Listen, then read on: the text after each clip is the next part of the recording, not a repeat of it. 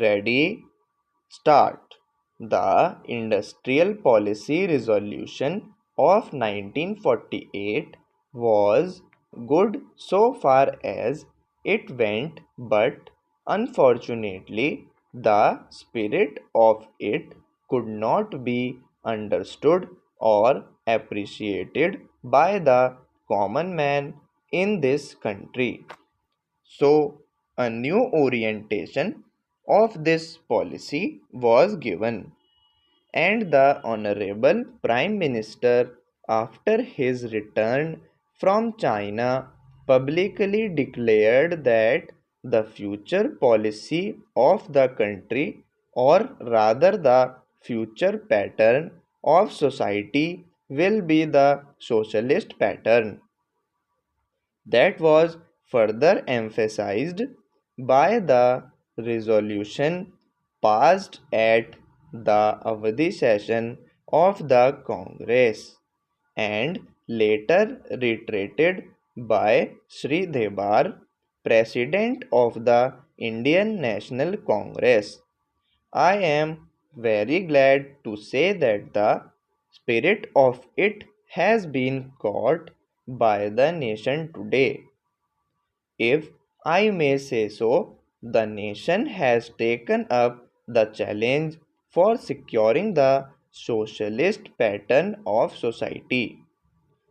It behoves all sections, both inside this house as well as outside, without having mutual recriminations, to try and propagate in a sincere manner and establish the socialist pattern of society indicated by the statements of the great leaders of our country.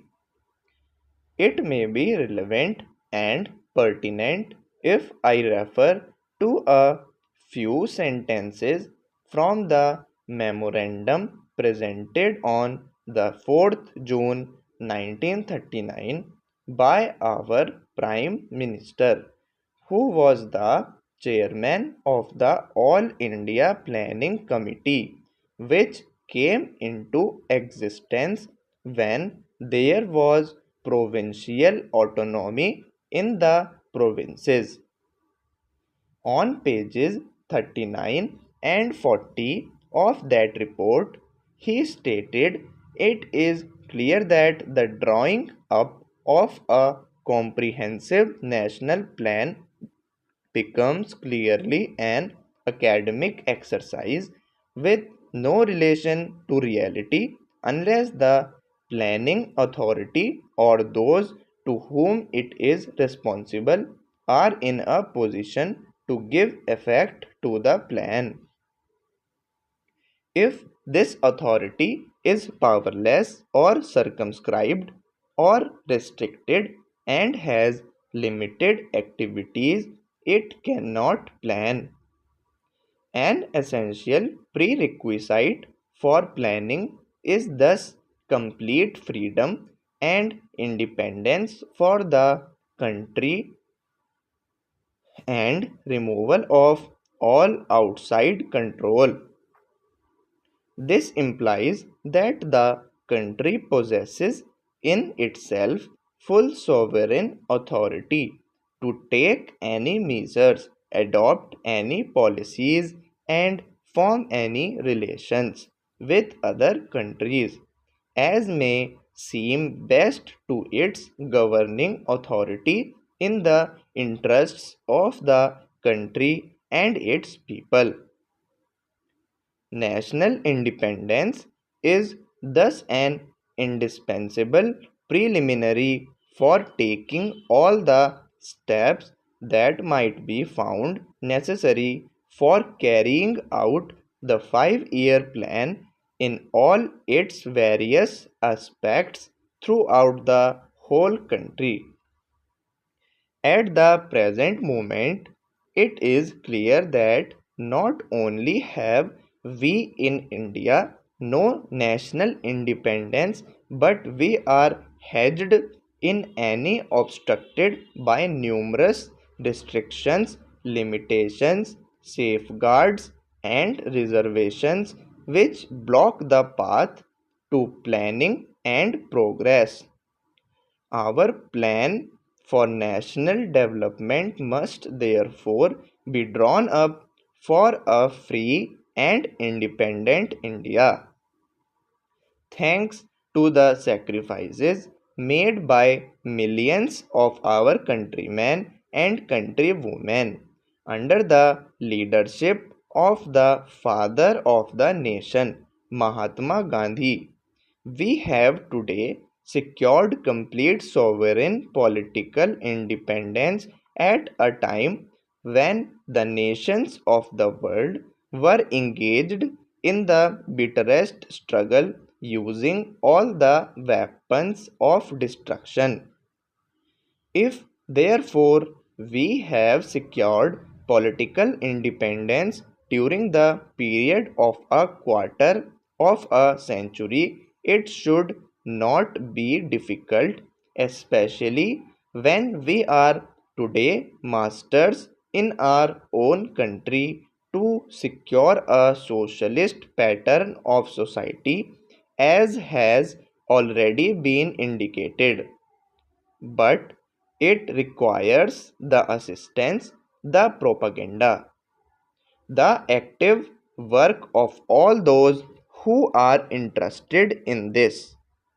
I am sure so long as my honorable friends, the minister, the deputy minister, and the other minister who represent the commerce and industry ministry can give us an assurance that the capitalist pattern would be avoided. Some of us who believe in a percent socialist democracy give an undertaking that certainly totalitarian policy will not be introduced in this country, because we have believed all along during the fight that we have given to the British government when we secured political independence, that we shall try to maintain democracy undiluted, and a socialist democracy at that.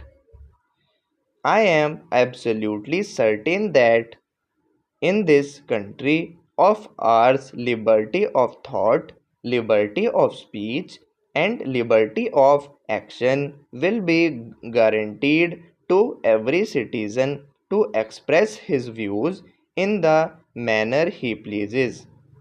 I therefore assure my honorable friend that so long as we do not, in the garb of a socialist pattern, support a capitalist system, India will stand 100% for a socialist democracy.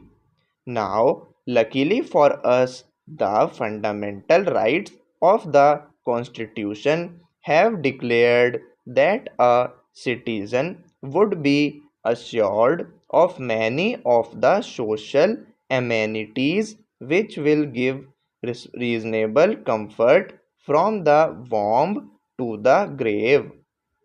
But mere enunciation, as I have said many times, will not satisfy the common man unless the saying is put into effect. I am absolutely certain, therefore, that so long as there is a determination on the part of our countrymen, we will be in a position to secure a socialist pattern of society. It is not even possible to draw up a plan on